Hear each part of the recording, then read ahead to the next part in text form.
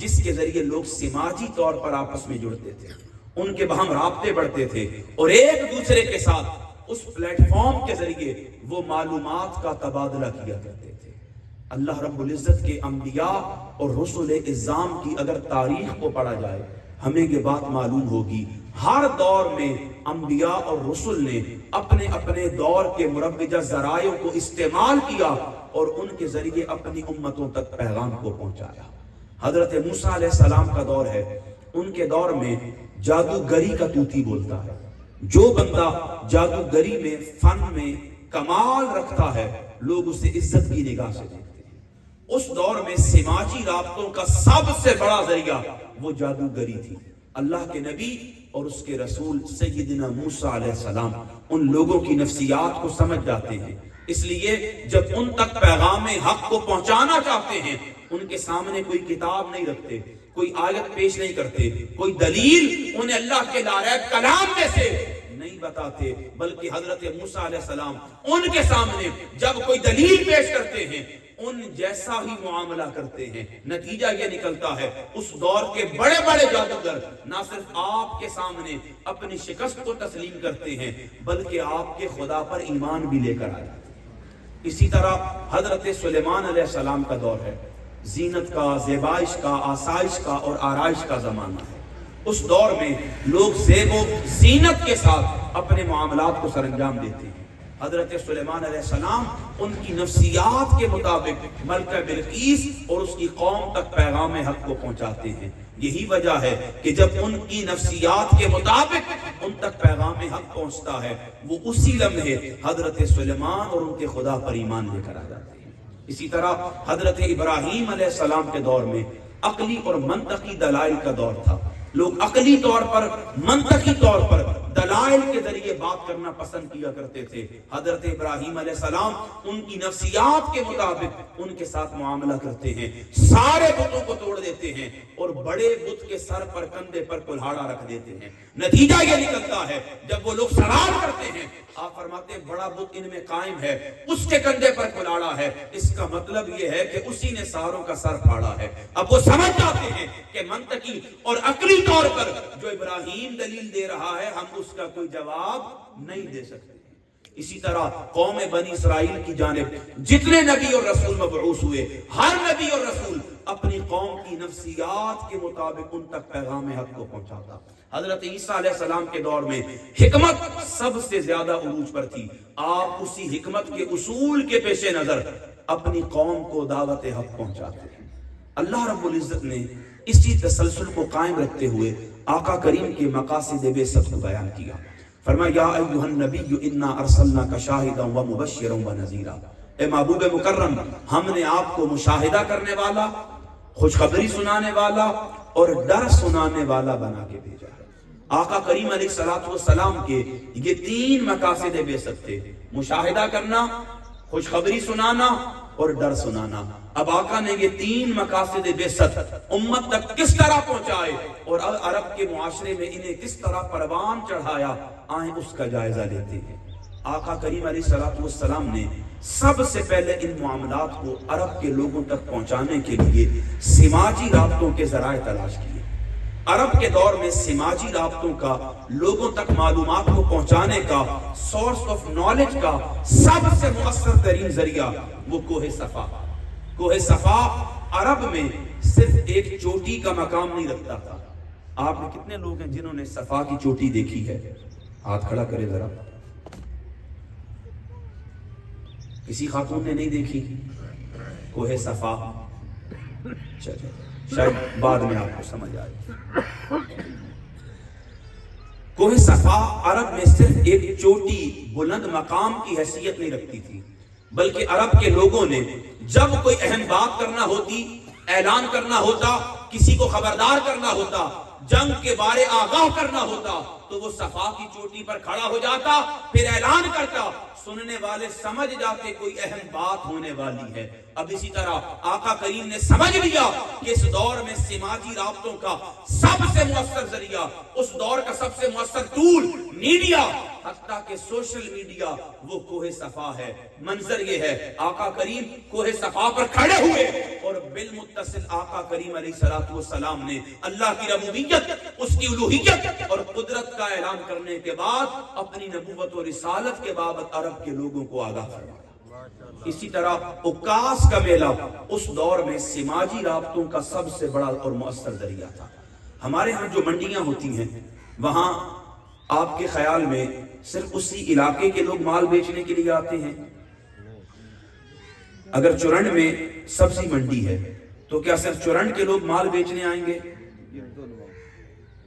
ممکن ہے وہاں پھالیہ سے بھی لوگ آئیں، ملکوال سے بھی لوگ آئیں، پنڈ دادن خان سے بھی لوگ آئیں، ممکن ہے وہاں پر بھیرا اور سیال موڑ سے بھی لوگ آئیں، کیونکہ منڈی کا یہ مقصد ہوتا ہے کہ لوگ دور دراز سے اپنا مال بیچنے آتے ہیں۔ اچھا، جو لوگ مال بیچنے آ رہے ہیں کیا ان کا مذہب ایک ہوگا؟ ان کی ثقافت ایک ہوگی؟ ان کی زبان ایک ہوگی؟ ان کی قوم ایک ہوگی؟ ان کی ساری چیزیں ایک دوسرے سے ممیز بھی ہوں گی اور منفرد بھی ہوں گی۔ کیوں کہ وہ دور و نزدیک سے نہیں بلکہ مختلف علاقوں سے آ رہے ہیں، اور جس علاقے سے آ رہے ہیں اس کا مذہب بھی اور ہو سکتا ہے، اس کی ثقافت بھی اور ہو سکتی ہے، اس کا کلچر بھی اور ہو سکتا ہے، اس کی زبان اور اس بندے کی شناخت اور قوم بھی منفرد ہو سکتی ہے۔ اب عکاس کا میلہ بھی عرب میں یہی مقام رکھتا تھا۔ لوگ دور و نزدیک سے آتے اپنا مال تجارت بیچنے کے لیے، دن میں اپنا مال بیچتے، رات میں شراب نوشیوں میں، عیش کوشیوں میں، بد مستیوں اور خر مستیوں میں مگن ہو جاتے۔ آقا کریم علیہ السلام نے عکاس کے میلے کا بھی انتخاب فرمایا، چونکہ حضور جانتے تھے اطراف و اکناف سے لوگ آتے ہیں، ان کا مذہب اور ہے، ثقافت اور ہے، تہذیب اور ہے، شناخت اور ہے، قوم اور ہے، زبان اور ہے۔ یہی وجہ ہے آقا کریم نے عکاس کے میلے کا انتخاب کیا اور اسے دعوت کے لیے مؤثر ٹول سمجھتے ہوئے آقا کریم عکاس کے میلے میں جلوہ فرما ہوئے۔ نہ صرف انہیں رب کا پیغام سنایا، اپنی نبوت کے بارے بتلایا، بلکہ متصل ان تک پیغام حق کو پہنچایا۔ اسی طرح مساجد میں آقا کریم نے دعوت و تبلیغ کا آغاز کیا۔ مساجد ہمارے نزدیک صرف عبادت کی جگہ ہے، ریاضت کی جگہ ہے، علمی درسگاہ ہے، روحانی مرکز ہے، جبکہ آقا کریم نے ان ساری حالتوں کو برقرار رکھا اور مسجد کو ایک اور مقام یہ بھی عطا کیا، اسے کفر و شرک کے خلاف استعارہ تعلیم بنا دیا۔ آقا کریم جب ہجرت کر کے مدینہ آئے، سب سے پہلے حضور نے مسجد تعمیر کروائی۔ مسجد تعمیر کروا کے اس میں نمازیں بھی ہوئی، اس میں علمی درسگاہ بھی اسے بنایا گیا، اس میں ذکر اذکار بھی ہوتے رہے، وہ ریاضت، عبادت، سجدے کا مرکز بھی بنی، اور بالمتصل آقا نے صحابہ کی کفر کے خلاف تعلیم بھی اسی مسجد میں فرمائی۔ اسی طرح دینی اجتماعات کو آقا کریم علیہ السلام نے بطور دعوتی ٹول کے اڈاپٹ کیا۔ دینی اجتماعات بھی چونکہ سماجی رابطوں کا ایک بہت مؤثر ذریعہ ہوتے ہیں۔ جو فجر کی نماز کا مجمع ہوتا ہے وہ ظہر، عصر، مغرب اور عشاء کا نہیں ہوتا۔ پھر جو جمعے کا مجمع ہوتا ہے وہ پچھلے 7 دنوں کی نمازوں کا مجمع، پھر جو عیدین کا مجمع ہوتا ہے وہ ان سب سے منفرد ہوتا ہے۔ اسی لیے آقا کریم علیہ السلام نے اس دور کے سماجی رابطے جس میں زیادہ سے زیادہ انسان جڑ سکتے تھے، زیادہ سے زیادہ لوگوں تک پیغام حق کو پہنچایا جا سکتا تھا، زیادہ لوگوں تک اللہ رب العزت کی ربوبیت و اپنی نبوت کے بارے انہیں آگاہ کیا جا سکتا تھا، آقا ان ذرائع کو استعمال کرتے اور ان کے ذریعے اپنی قوم تک پیغام حق کو پہنچایا جاتے۔ اچھا، یہ طریقہ صرف انبیاء نے، رسولوں نے، حتیٰ کہ کریم آقا نے اختیار نہیں کیا، بلکہ یہی طریقہ اللہ نے بھی اختیار کیا۔ اس نے اپنے محبوب کو 2 بڑے معجزے عطا کیے، ایک معراج کا اور ایک قرآن کا۔ معراج کے معجزے پر بات کریں گے، لیکن قرآن کا معجزہ کیا تھا؟ اللہ نے قرآن اتارا، مخاطبین کی نفسیات کو ملحوظ رکھا۔ جن میں قرآن اتر رہا تھا رب نے ان کی ذہنی حیت و ساخت کو اپنے ملحوظ نظر رکھا۔ یہی وجہ تھی جس میں جن لوگوں میں قرآن اترا وہ عرب تھے۔ عرب کی عادت یہ تھی وہ اپنے سوا دوسروں کو گونگا کہا کرتے تھے، عجمی تصور کیا کرتے تھے، وہ اپنی زبان پر، فصاحت پر، بلاغت پر از حد درجہ کمال رکھا کرتے تھے۔ ان کی حالت کیا تھی؟ اگر آپ کسی عربی बद्दू देहाती को वो बकरियां चरा रहा हो, एक गुलाब का फूल दे और कहे मियां इस पर एक शेर है, वो फिल बदी उस पर पूरा दीवान कहने की कुव्वत रखता था।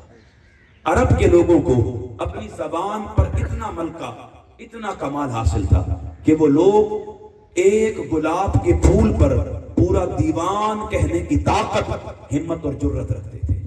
अब यही वो लोग थे जिनमें अल्लाह ने कुरान को उतारा और फिर फरमाया महबूब इस कुरान की वसीउल माना और मुख्तसर अल्फाज की हामिल सूरतुल कौसर है। हुक्म ये है इसे काबे की दीवार पर चिस्मा कर दे।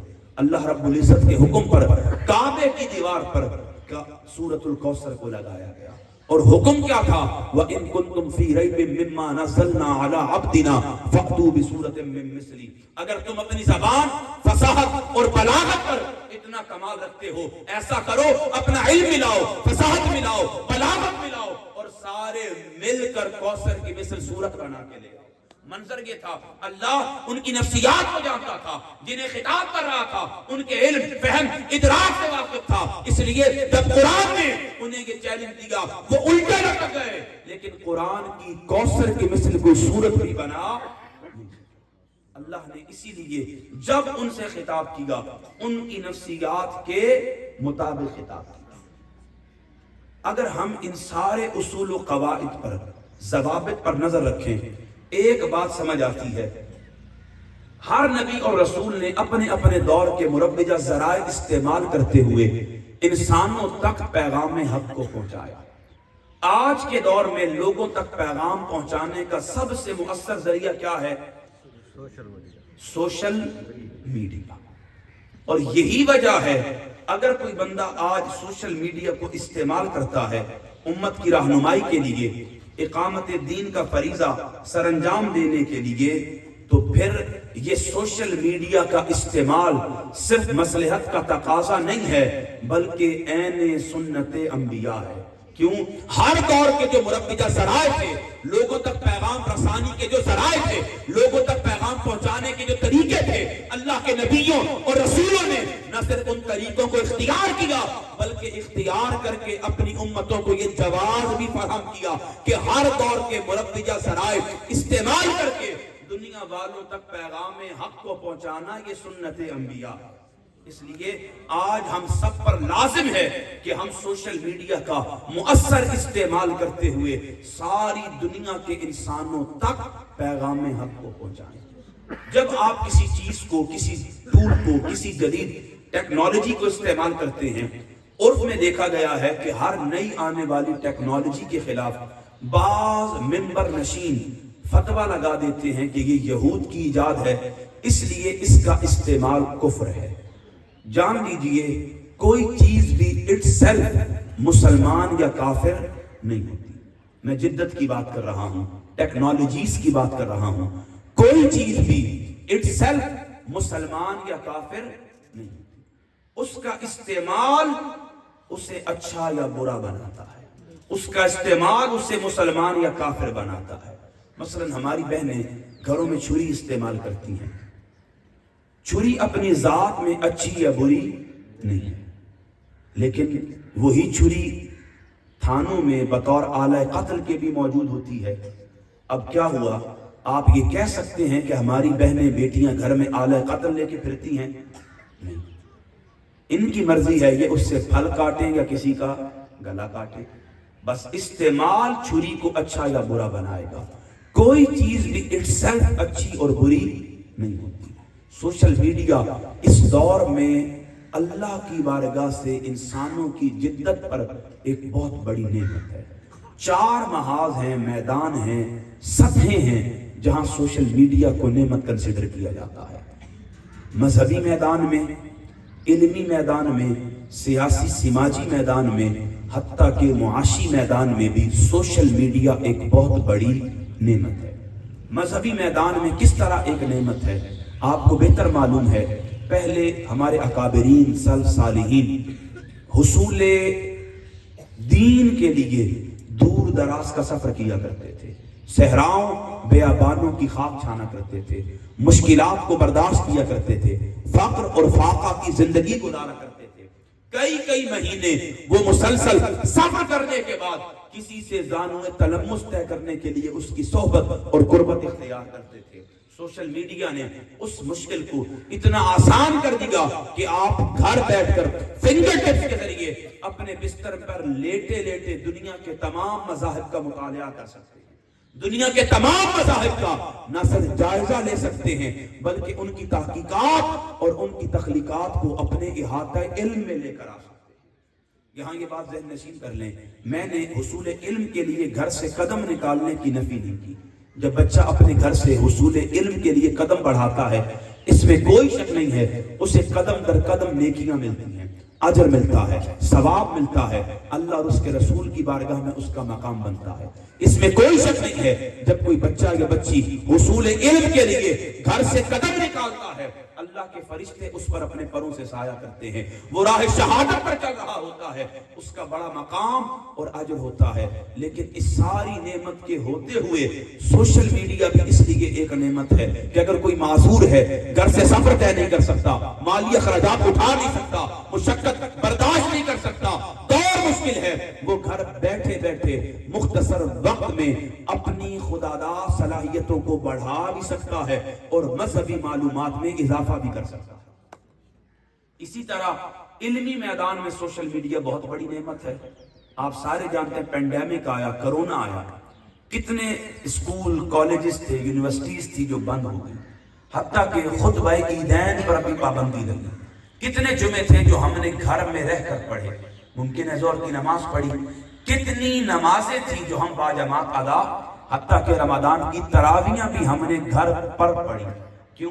پینڈیمک تھا، کووڈ تھا، ایک دوسرے سے میل ملاپ اور سماجی رابطے ختم ہو چکے تھے۔ اس دور میں بھی وہ لوگ ترقی کرتے رہے جو اپنے آپ کو آن لائن ٹرانسفر کروا لیں۔ اس دور میں بھی جب ہم ایک دوسرے سے مل نہیں سکتے تھے، ہمارے بچے گھر بیٹھ کر تعلیم حاصل کر رہے تھے۔ ہمارے بچوں نے میٹرک کے بورڈ کے ایگزام وہ گھر بیٹھ کر دیے تھے۔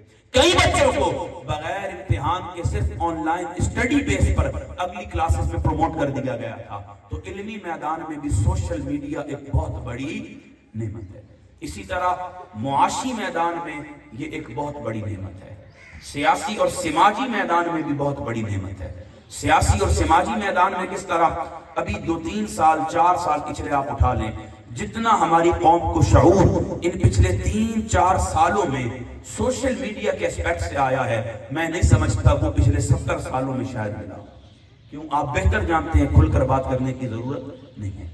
اسی طرح معاشی میدان میں کتنی بڑی نعمت ہے، ہماری بہنیں بیٹیاں گھر بیٹھ کر باعزت طریقے سے آن لائن شاپنگ کر سکتی ہیں، اپنا چہرہ دکھائے بغیر، بازار جائے بغیر، آن لائن گروسری سٹور سے اپنے گھر کی اشیاء خرد و نوش خرید سکتی ہیں۔ اسی طرح اپنے گھر بیٹھ کر اپنے لیے میڈیکیشن کا سامان منگوا سکتی ہیں۔ از حد درجہ پردے میں رہتے ہوئے دنیا کے معاملات کو، معلومات کو اپنے لیے آسان کر سکتی ہیں سوشل میڈیا کے ذریعے۔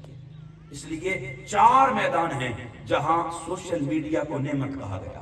لیکن یہ بات بھی ذہن نشین رکھنی چاہیے، ان میدانوں میں نعمت ہونے کے باوجود ہمارا استعمال بتائے گا سوشل میڈیا ہمارے لیے نعمت ہے یا پھر زحمت ہے۔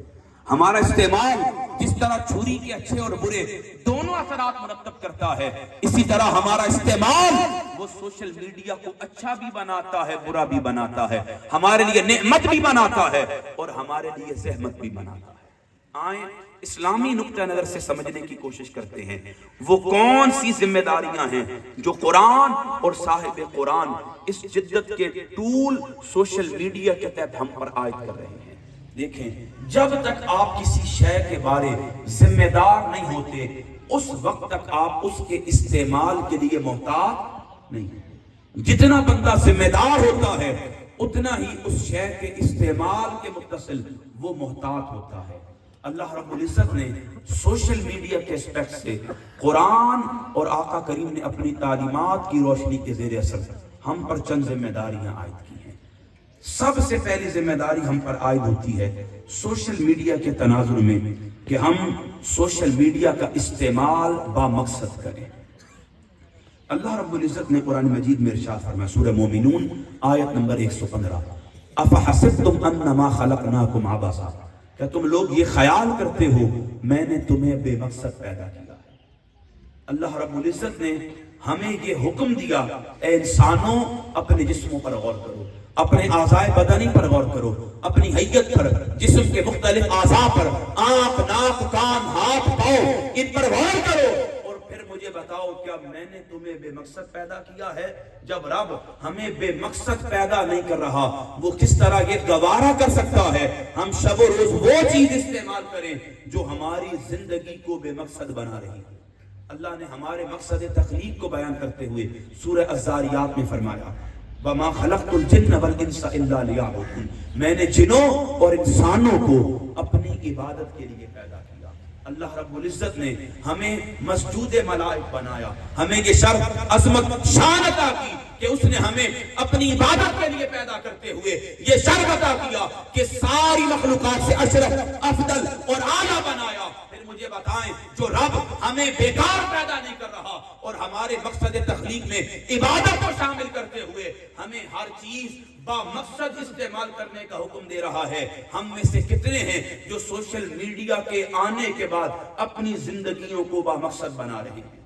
ہم میں سے کتنے لوگ ہیں جو ساری رات فیس بک، یوٹیوب، انسٹاگرام، اسنیپ چیٹ، ٹک ٹاک اسکرول ڈاؤن کرتے رہتے ہیں، اسکرین پر ہاتھ اوپر نیچے پھیرتے رہتے ہیں؟ اور کتنے لوگ ہیں جو ساری رات ان ٹولز کو استعمال کرنے کے بعد پھر اللہ رب العزت کے منادی مسجد میں آذان دینے والے مؤذن کی آذان کا انتظار کرتے ہیں؟ نہیں، ہمارا طرز عمل یہ ہے، ہم ساری رات اپنے بستر پر یہ سوشل میڈیا کے اکاؤنٹ چلاتے ہیں، فیس بک، یوٹیوب، ساری رات ہم ٹک ٹاک چلاتے ہیں، لیکن جب مسجد میں منادی اللہ کی طرف ہمیں بلاتا ہے، کامیابی کی طرف ہمیں بلاتا ہے، دارین میں نجات کی طرف ہمیں بلاتا ہے، اسی لمحے ہم اپنی موبائل اسکرین کا پاور بٹن آف کرتے ہیں، موبائل سے دھانے رکھتے ہیں اور عین اسی لمحے سو جایا کرتے ہیں۔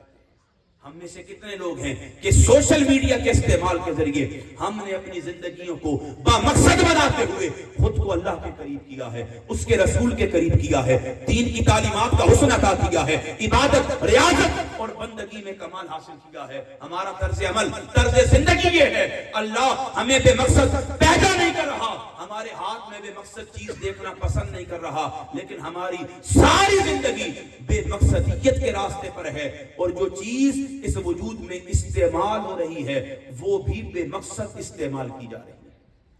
ہم پر یہ ذمہ داری عائد کی گئی کہ ہم نے اس کا بے مقصد استعمال اسے با مقصد بنانا ہے۔ اسی طرح ہم پر دوسری ذمہ داری عائد کی گئی، امر بالمعروف اور نہی عن المنکر کی۔ فرمایا کنتم خیر امت اخرجت للناس، تم بہترین امت ہو، تمہیں لوگوں کی رہنمائی کے لیے ظاہر کیا گیا ہے۔ تأمرون بالمعروف، تم بھلائی کا حکم دیتے ہو، وتنہون عن المنکر، اور انہیں برائی سے منع کرتے ہو۔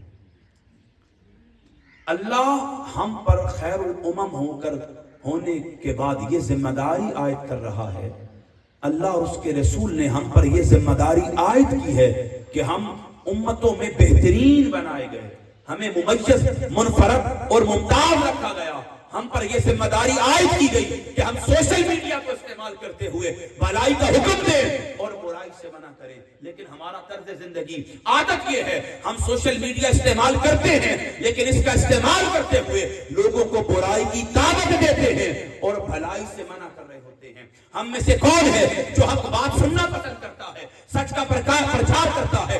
کون ہے جو اپنی اصلاح کے لیے ہم کردار ادا کرتا ہے؟ ہماری حیثیت اور حقیقت یہ ہے، ہم کوئی سچ بول رہا ہو اس کا منہ بند کروا دیتے ہیں، کوئی حق بات کر رہا ہو اس کو اپنی صفوں سے نکال دیتے ہیں، کوئی مستقبلی انقلاب کی کوشش کر رہا ہو ہم اس پر تانے کسنا شروع کر دیتے ہیں، کوئی شعور بلڈ اپ کرنے کے لیے ہماری قوم کی اصلاح کے لیے تربیت کر رہا ہو ہم اس کی بات سننا گوارا نہیں کرتے۔ کیوں؟ ہمارا طرز عمل یہ ہے، ہم بہترین امت بنے تھے لیکن بھلائی کا حکم دینے کے بجائے برائی پر لوگوں کو مامور کر رہے ہیں۔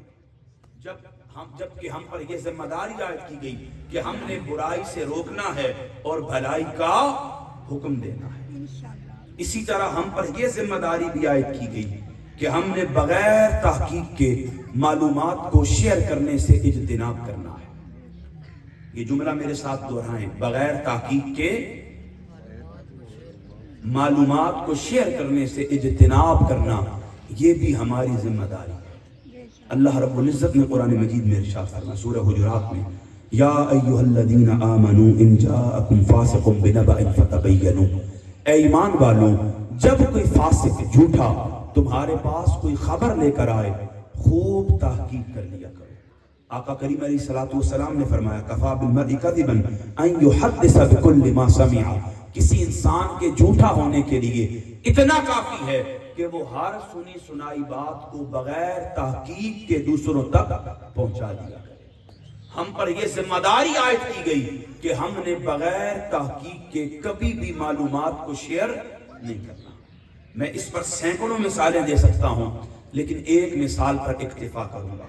دور حاضر میں چونکہ ہمیں تحقیق کا شوق نہیں ہے، ہم جب کوئی بات کسی دوسرے تک پہنچاتے ہیں کبھی کھوج نہیں لگاتے، تحقیق نہیں کرتے، سراغ تلاش نہیں کرتے کہ آیا جو بات دوسروں تک پہنچا رہے ہیں وہ سچ ہے یا جھوٹ ہے۔